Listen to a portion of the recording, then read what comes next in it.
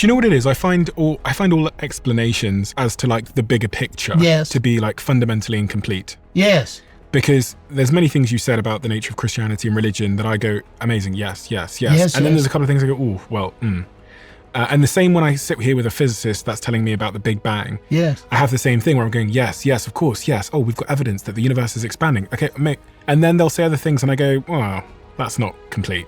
And so I find myself sat on the fence. I would love you to convince me. I mean, it's not your responsibility to do so, but where does that journey of believing begin for someone like me? Because, people say the Bible, and I go, well, it's kind of like what you said about the computers. It's like, if you're using something to justify the same thing is true, then that circular reasoning I find to be incomplete. Because I could write on this piece of paper, Stephen Bartlett is a lizard. Yes. And this piece of paper is true. And then you then use that same piece of paper to justify the validity of that same piece of paper. Mm-hmm. And I go, well, that's not solid reasoning. No, but you see, I could say, Stephen Bartlett, there's a red Ferrari parked in the street outside. Yeah. And it's yours if you want to take it. We could sit and discuss it for 1,000 years. You would never know whether I was true or not unless you went and looked.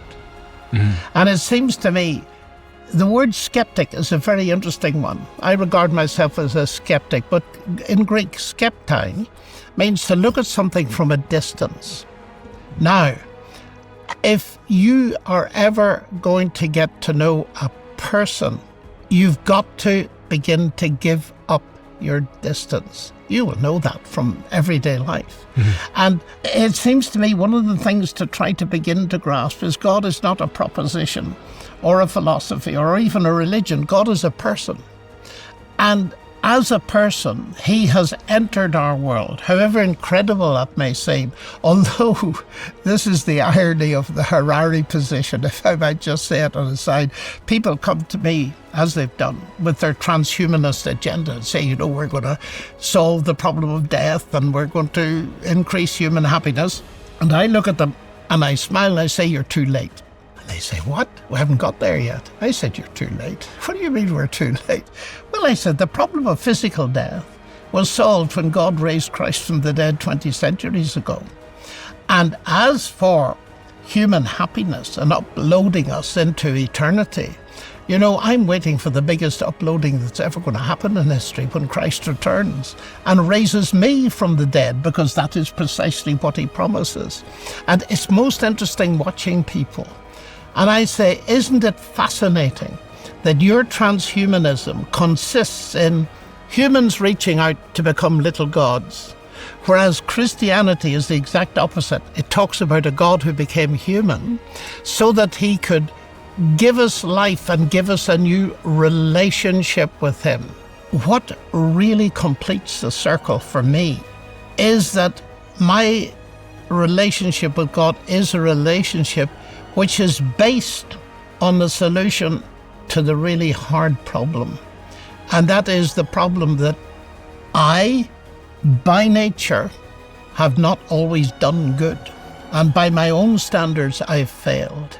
Now, all this talk of transhumanism, AI, and everything else, what it's trying to do is to build paradise, utopia, without facing the problem of the damage that humans have caused to themselves and one another.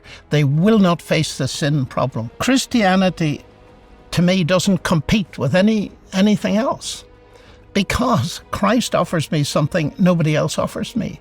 Nobody else offers me peace. The peace of knowing that I have real forgiveness. The peace of knowing that I have a friend and a companion to whom I can talk all the time. That's been so meaningful in my life, as I spell out in detail in my autobiography.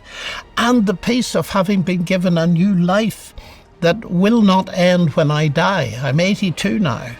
I'm probably more than twice as old as you are. As I look towards the future, I have in my heart a certainty. Not because I've merited it, the exact opposite, because I couldn't merit it, but because Christ has done something for me through the cross and the resurrection. That may sound all mumbo-jumbo at the moment, but has done something that enables me to have a relationship that is secure, that floods over the whole of life and has made my life what it is for the last 70 years, more or less. You know, if there's a red Ferrari outside, you'd have to go outside and see for yourself. Yeah. That's the only way you're going to know. But how do you know that this thing you've committed yourself to and you've believed and, you know, talked about for 70 years of your life is true? And could it be the case that it's not true? I have two approaches to this, which I call, roughly speaking, objective and subjective.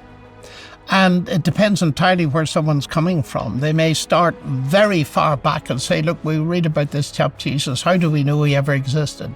Well, then you go to the ancient historians and you find that most of them, whether they're atheists or not, believe that he existed and so on. I accept that he existed. Yes. Yeah. Okay, well, that's a good start. You know, some of the disciples, when Jesus rose from the dead, they just didn't believe the story. Ridiculous.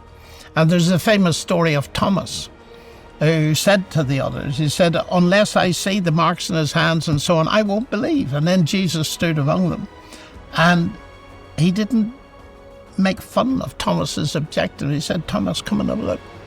You never know what swimming is until you get into the water.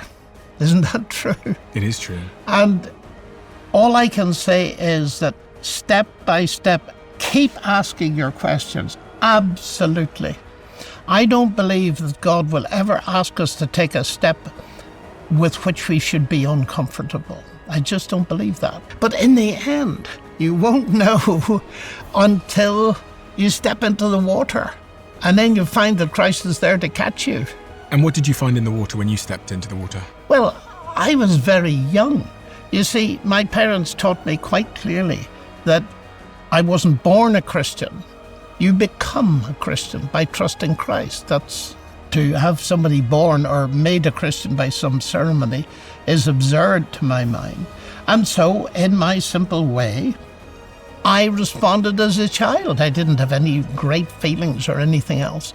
But what happened to me as I grew, and especially as I went to university in Cambridge, and I decided, look, I really believe this stuff is true. I'm going to stand for it. And it was when I began to stand and share with others that a great deal of the underpinning came in and the certainty came. Cumulatively, not all a big... I've never had these big flashes of anything, but I have had several experiences of what I can only put down to direct divine guidance, and I record them in the book. The baby being born in, let's say it's Africa or somewhere else, or India or wherever it might be, the UK, who is born with a parasite eating its eyeball out from the inside. I know this, yeah. And I remember hearing that when I was 18. Yeah, terrible. And thinking, okay, so if God's all-knowing, he knew that that baby was going to have its eye eaten out by a parasite before the baby was born, but allowed the baby to be born anyway. And with my moral compass, I would have intervened. And if he's omnipotent, all-powerful, he could have intervened. So how do you, these questions, where is the flaw in that question? Is there a flaw? Is there a misunderstanding? I think there can be a misunderstanding, but it's a very understandable one, because I feel exactly the weight of that as well. My question that I set out a few minutes ago, is there any evidence anywhere that God, you can trust God with it? And the major piece of evidence, to my mind, is the cross of Christ. And if Christ really is God, whom he claimed to be, this is God's suffering. And why is God suffering? Well, it certainly tells me that he hasn't remained distant from human suffering, but has himself become part of it. Now, that's not an answer. There are no simplistic answers here. But you see, once you remove God, that child, there's no hope for it. It's dead, gone, out, nothing. But suppose God can compensate that child, because he has the power to raise from the dead, as he did with Jesus. That changes everything for me. If Jesus rose from the dead, it's the biggest thing that's ever happened, because it may open the way to understanding that there is life after death, a sense in which there's more than one world.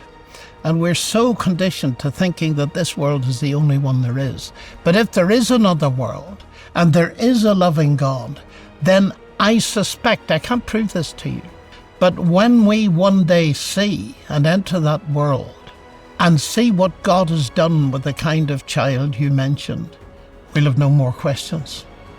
So you think he's compensated that child? Oh, yes. God is a God of love. He'll do much better than... Look, the biggest gift that God has given you and me is our moral sense and the capacity to love. Now, we analyze problems like this with our God-given capacities. And we come, and I understand it perfectly well because I've come to the same place as you, and say, well, God, if I had been you, I would have done this. Well, I suspect one day we're going to find out why God didn't. He's going to let me die one day. I've nearly died already. I've said goodbye to my wife, by the way. And they thought they weren't good 14 years ago. And I said goodbye. And it's interesting when things like that hit you. Forgive the personal reference, but it's very real. Total peace both of us had as I went into the operating theatre. And the surgeon saved my life. And this would take us down another rabbit hole. But I got to New Zealand just a few days after the earthquake. And I was on a lecture tour. And everything was scrapped. I was on television, radio, but only one topic: why earthquakes? And I met people that had lost loved ones and all this kind of thing. And I talked about the God who has suffered and raised Jesus from the dead. And the interesting thing was, it was that gave the most hope to the people that were listening to me, because they told me and wrote me little letters afterwards and so on. So I think there's something big here, but that God allows these things to happen is something that in the end we have to take on board, even when they happen to us. So going back to this question I asked about good people living a good life, it seems to be the case that the Bible suggests that if you don't believe in God, even if you lived a good life, you go to hell. And hell is described as not a nice place. So I was thinking about the most kind person I know that's lived her life to be unbelievable, passed away. She didn't believe. Does that mean she's in hell? Well, you can't answer that. Let me just say something here, that what Scripture reveals is a very interesting thing, that the only people to whom Jesus talked about hell were religious bigots who were in danger of it.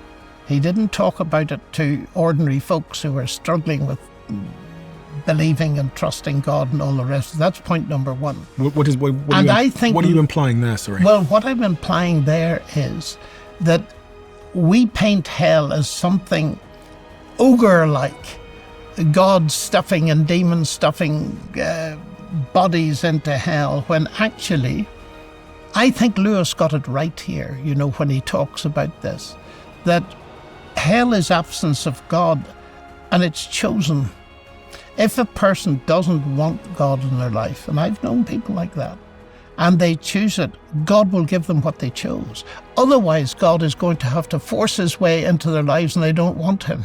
And here is the amazing thing, to my mind, about Jesus and his attitude. He would go places, he would heal people, he would bring peace into their lives, and all the rest of it. But when folk saw what he did and said, "Go, leave us alone," he went. He didn't force his way into their lives. And it seems to me that the one example in the New Testament of a person who did not live a good life and neglected the poor around him and ended in that place, there is no evidence that he wanted out of it. What he said was, "Please send Abram to my brothers, that they don't come to this place." There's no indication that he wanted out of it. And I think this is a grim reality here, that when we use these words, we need to be immensely careful. You can choose not to have God, and God will honor that choice. And that is hell. What is going on in society? Because it does feel like more and more people have these sort of existential questions about meaning, and they might be turning to Christianity or Islam or other. But what is, from a 30,000-foot perspective, happening to us, which is making us ask some of these questions? And for younger generations, it might be spirituality, however they define that. But there's certainly a macro picture here of something happening. Oh, there is. I agree with you entirely. And I think it's because we've had pushed at us for too long a very reductionist view of the world. It's nothing but physics and chemistry. It's nothing but this or that. And people rightly feel it's too small a world to live in. They're looking to break out of this. Isn't there a bigger picture that can make sense of my world and make sense of my life and giving some meaning. Because if you reduce everything, it ends up in a black hole of meaninglessness. And that's one of my top reasons for not being an atheist, because it destroys rationality almost by definition. Because it tells me that my brain, which does all the thinking, it's not my mind, but this is the end product of a mindless, unguided process. And I have fun with scientists, sometimes. I ask them about the brain and how it arose, and they tell me something like that. And I said, and you trust it? Tell me, if the computer that you use every day, if you knew it was the end product of a random process, would you trust it? Every single scientist, and some of them are very high-powered, that I've asked that question to have said, no, I would not. So I say, you've got a problem, haven't you? Your atheism goes too far. It undermines the very rationality we need to do science, let alone to believe in atheism. So here's the irony. Atheism, claiming rationality, destroys it. Whereas I believe the Christian faith also claims rationality in the sense that evidence-based, we shout about that a lot in science and medicine, and rightly so. What we trust in ought to be evidence-based. I claim exactly the same thing for Christianity. And that's why I'm a Christian, because I believe the evidence supports it. Otherwise, I wouldn't. So I guess, how do I identify? Maybe as someone that's agnostic, like I don't really know. Well, that's okay. But does that mean you're open to know? You'd like to know? Yes. Well, that's wonderful. I'm always open. That's wonderful to see. That seems to me to be exactly the right attitude. Jesus actually challenged someone in his day and says, if anyone wants to do the will of God, he shall know of the teaching, whether I'm speaking from myself or whether it's from God. I notice what he doesn't say. He doesn't say, if anyone wants to know, he will know. If anyone wants to do, he will know. And the difference between the two, and I'd be interested in your response to it, is that being prepared to do something when you know it is more than just knowing it and possibly just leaving it on the table. In other words, Jesus is interested in people who are going to take the step of trust and following him. And that's the big deal. In a world with so many challenges, what can we do to restore hope and trigger engagement? Give people a real basis for hope that transcends this world. And the only place I know where to find that is in Christ and in Christianity. John, thank you. One of the most compelling arguments for God that you've presented and your way of seeing the world and being is not actually necessarily anything you've written in your books, or not necessarily anything you've said. It is actually you. And you have a certain peace and contentment that I rarely see in people that I interview, but I often see, and I've almost always seen, in the Christians that I've interviewed. And this is an interesting phenomenon for me. I interviewed Wesley Huff recently. Do you know Wesley Huff? Yes. He was the same Canadian. as you. Yeah. Wesley's a bright cookie. Yeah, he gave me the same feeling as you, just like feels like a really happy person. Very sort of content, rounded, There are many of us. Yeah, but it seems to be a trend that, a lot of the Christian apologists that I've interviewed have that bit anchoring that so many of us are looking for. There's a real sense of that. I sit in front of many people, and of course they often ask me questions I don't even understand, but in life, that peace is very important to me. And also what we started with. When I look at you, I see someone who's of infinite value, made in the image of God. And so what I say to you or think about you is hugely important to me. And I wish you well. Thank you.